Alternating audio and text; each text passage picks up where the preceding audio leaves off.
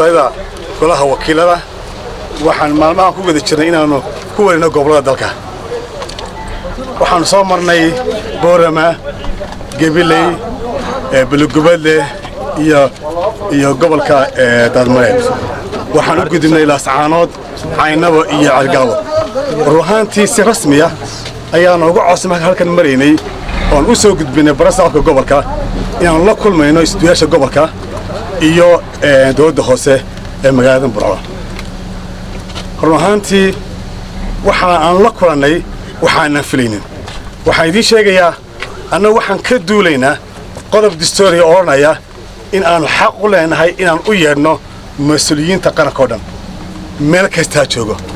haddii isagoo adii dadka qaar u haystaan inay qaar ka madax bannaan yihiin mas'uuliyiinta qaranka kama madax bannaana qof kasta oo xil qaaday waajibaad baa loogu leeyahay in la xisaabtamo guudeeda ay anaga uga wakiilo golaha wakiilada waxaanu ka duulayna qodobka dastuuriga annagoo ka duulayna ayaan magaalada Burcanimi waxaan la kulannay mucjiso la yaab leh oo markii labaad ku dhacday guddidan iyadoo golaha deegaanku ay noo faaruqiyeen xafiisyadii maalintii hore waxaan fadhiisanay hoolkee maanta hoolkiina guddida waa laga sii xidhay waxaan idin sheegayaa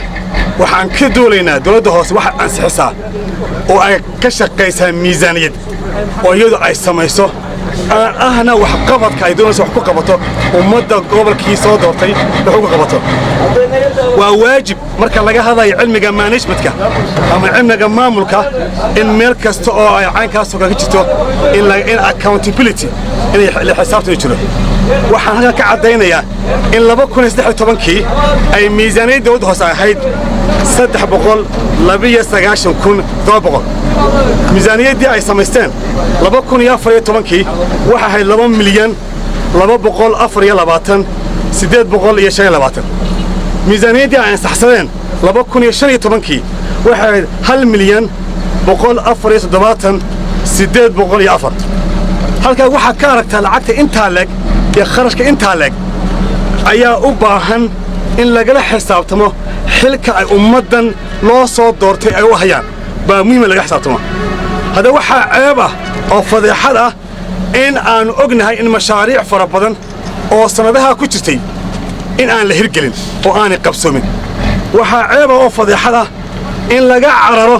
cidda markaa dabagalka iyo xisaabtanka u qaabilsan dalkan waxaa ceeb ah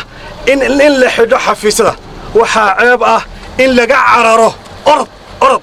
lasdhigo marka ay guddidu ay imanayso ilaalinta iyo dabagalka dalka taasi waxay noo cadaysay in meesha musuqmaasuq fara badan iyo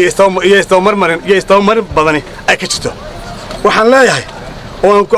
aan ku doonayaa halkan ka taamo horta waxaa hawshoodii gabay wasaaradda arrimaha gudaha wasiirka Warna Cadde wuxuu ka seexday inuu ku ilaaliyo xeer number 23 inuu dawladda hoose ku ilaaliyo wuu ka seexday waa hawlgab weeye wasaaraddaas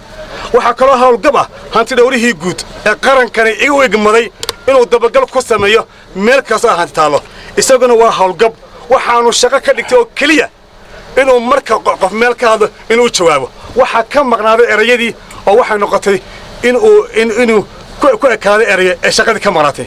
haddaba arrimahan imika halkan ka dhacday maanta dowladda hoose oo aan doonay ku soo gaanido waa mid ku allafa jab qarankan oo tilmaamaysa nin kastaaba in halkii loo dhiibay inuu ka dhigtay dukaan yar u leeyahay taasina qarankan iyo dalkan iyo ummaddan u soo halgantay iyo himiladii ummaddan higsanaysay waa laga majarahaabay waana laga duway mana aqbalayno